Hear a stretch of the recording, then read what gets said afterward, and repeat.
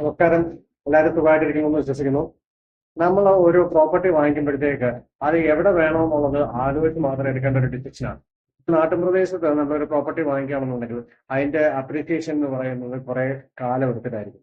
Unless അവിടെ എന്തെങ്കിലും ഒരു പാർക്കോ ഇൻഡസ്ട്രീസോ അങ്ങനത്തെ എന്തെങ്കിലും വരുവാണെന്നുണ്ടെങ്കിൽ മാത്രമേ ഉള്ളൂ അവിടെ വില കൂടുതൽ കിട്ടാനായിട്ട് സാധ്യതയുള്ളൂ. അതല്ലാന്നുണ്ടെങ്കിൽ നമ്മൾ ഇൻവെസ്റ്റ് ചെയ്യുമ്പോഴത്തേക്ക് സിറ്റി പരിസരത്തും അതുപോലെ വാഹന ഗതാഗതം ഉള്ളതുമായിട്ടുള്ള സ്ഥലം ചൂസ് ചെയ്യുന്നതായിരിക്കും നല്ലത്. ട്രിവാൻഡ്രത്ത് തന്നെ പല തരത്തിലുള്ള പ്രോപ്പർട്ടീസ് നമ്മൾ കാണാറുണ്ട്. അത് ഒന്നെന്ന് പറഞ്ഞാൽ നമ്മുടെ സ്കൂട്ടറുടെ വഴി, അതായത് വീതി കുറഞ്ഞൊരു സ്ഥലമായിരിക്കും.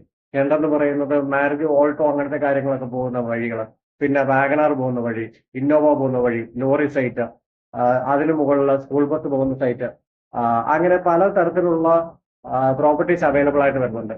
അപ്പൊ അതിൻ്റെ അകത്ത് എത്രമാത്രം വീതി കൂടുന്നുണ്ടോ അത്രമാത്രമാണ് പ്രോപ്പർട്ടിയുടെ വാല്യൂ കൂടുന്നത്. അതിന് പറ്റുന്ന പാർക്കിംഗ് സ്പേസും ആവശ്യത്തിന് കാര്യങ്ങളും ഒക്കെ ഉള്ളതുണ്ടെങ്കിൽ അത് പെട്ടെന്ന് വാങ്ങിക്കാനായിട്ടും അതുപോലെ തന്നെ സെല്ലറിനെ സംബന്ധിച്ച് പെട്ടെന്ന് വിൽക്കാനും സാധിക്കും.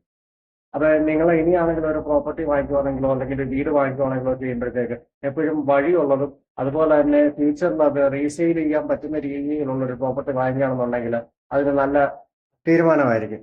പിന്നെ നിങ്ങൾക്ക് ഇതുപോലത്തെ റിക്വയർമെന്റ്സ് എന്തെങ്കിലും ഉണ്ടെന്നുണ്ടെങ്കിൽ നമ്മളോട് പറയുക. Thank you for watching this video. See you soon. Take care. By.